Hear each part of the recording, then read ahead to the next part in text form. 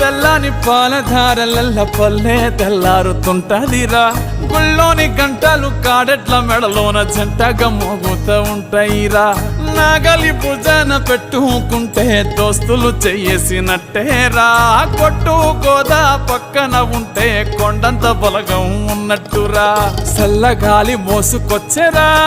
సేను శిలకల ముచ్చట్లు దారి పొడుగు చెట్ల కొమ్మలా రాలుతున్న పూల సప్పట్లు గట్టి మోపులు కాల్వ కట్టులు చెమట సుక్కల్లో తడిసిన ఈ మట్టి గంధాల